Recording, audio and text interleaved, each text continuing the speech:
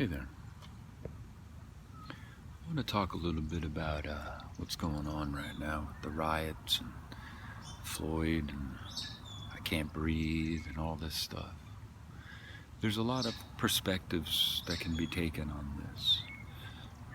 Most white people are clueless to what's actually going on, and even those of us that are really trying to empathize with everything are fairly clueless, because I think most white people, when they see a police officer, they only think of two things. One, I'm going to get a ticket, or two, I need the help. And I don't think it's that way for the African American community. I think that the African American community pretty much sees the police officer type figure in only bad situations. And imagine growing up in an environment where the only time you saw a policeman is when he was coming to take a friend or a family member away, and used violence to do that. So you would grow up with zero respect for them, as anyone would. So when you hear people use the arguments like, have you ever thought about cooperating? Have you ever thought about getting along? Or maybe if you did as the police officer said in the first place, there wouldn't be an altercation and you wouldn't have gotten a knee on your neck and so forth. You know, white people don't do that stuff. Well, that's a load of crap. Has nothing to do with that. Maybe more white people do or don't, you know, and it has something to do with that. Maybe there's some truth there. But you see, nothing is going to get better unless both parties make an actual effort.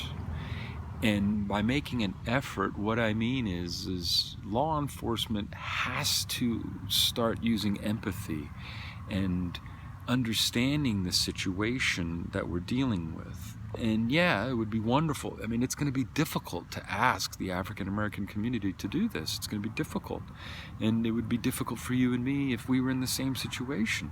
You're asking them to have respect for an organization that has had zero respect for them. And another thing that's important that I think a lot of people don't understand is the African American community isn't having issues with white policemen. Have you noticed that? This is an important thing to mention. It's not white, it's policemen. Because whatever color the skin is of the man or woman that puts a police badge on, they become blue. So it's the police in general, it's that creed, that mentality, that fellowship, that fraternity that over time breeds racism. And unfortunately, there's really not a lot that can be done about that if your entire job from the minute you wake up in the morning and go to bed at night deals with people who are breaking the law. And if you are in a police station in an area that is, predominantly filled with minorities, then you're going to have an assumption that all minorities are going to act the way the ones in your area are. So you're going to think everybody is a criminal, so you're going to be a racist. This is why we know that racism's fundamental belief system is based on ignorance.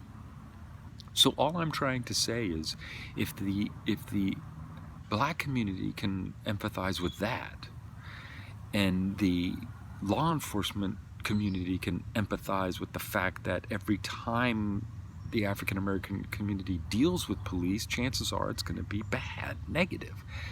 And, I'm not sure if you're aware of some other things that have been going around, but recently a white man was wearing a Hollywood prop mask that made him look like an African American man, and robbing banks, and had been getting away with this for a very long period of time. And a black man was actually arrested, and his own mother put him away because she thought it was her son. Now, that part of it's a whole different argument. Who the hell? I don't care what race you are. You don't snitch on your kids. But anyway, that aside, what I'm getting at is people don't empathize with what's going on. And white privilege does indeed exist. We get away with a lot of stuff. The stereotypes that are for white people aren't the same. Our stereotype is we're racist. But being racist with this country, with this president, doesn't mean anything. For some people, it's a good thing. You know, that's what's sick. That's why this country is being destroyed, because our president doesn't care. He's so busy picking up the little pieces and nuggets of gold and stuffing them in his pockets that he doesn't care what you and I are dealing with and what's going on. That's why he can take time out and just send little ridiculous, childish tweets, you know? All I'm trying to communicate is it's a two-way street. And both sides are responsible, and the only way we're going to make a difference is if there's an effort on both sides.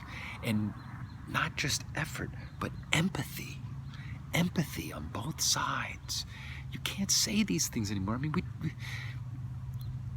you know, somebody said that I noticed a lot of people are showing things of Martin Luther King and saying you shouldn't be rioting and you shouldn't be protesting and you shouldn't be doing this and you shouldn't be doing that. And why are you destroying businesses? We're not getting anywhere. It's serving no purpose.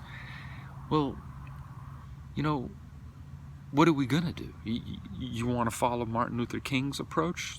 So we did that. We did that already. We bent a knee. We kneeled down. And guess what happened to those people that kneeled down? Those people that bent a knee? They got singled out and ridiculed and thrown under the bus. So, unfortunately, right now, Martin Luther King's vision and dream isn't appropriate. I think it's time to bring back Martin Luther King's spirit along with Malcolm X's heart, okay?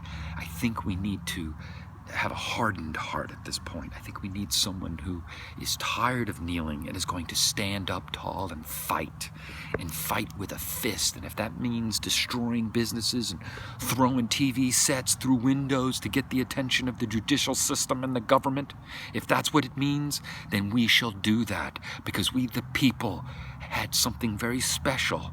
We had the Boston Tea Party, where we caused $2 million of damage to prove our point. And we proved our point, and we made our point, and we made a difference. So don't you dare tell the people running around in the streets, trashing and destroying shit, that they're not making a difference and that they're not making a point. Because you're listening, aren't you? You're paying attention, aren't you? That's all I've got to say on this. It's really pisses me off. I was raised in a family with zero racism. You even hinted or made jokes about that kind of stuff, you got a slap across the face. And my parents didn't believe in physical punishment. And that was the only time you ever got hit in my family. Thank God I never got hit. I grew up in New York, you know. In New York, everyone's a different color and thinks a different thing and is a different religion. Came to Texas and it's the exact opposite of that.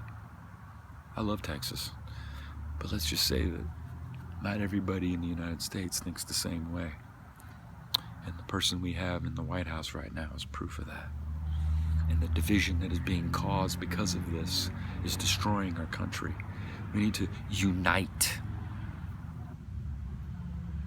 Whatever it takes. Thanks for watching.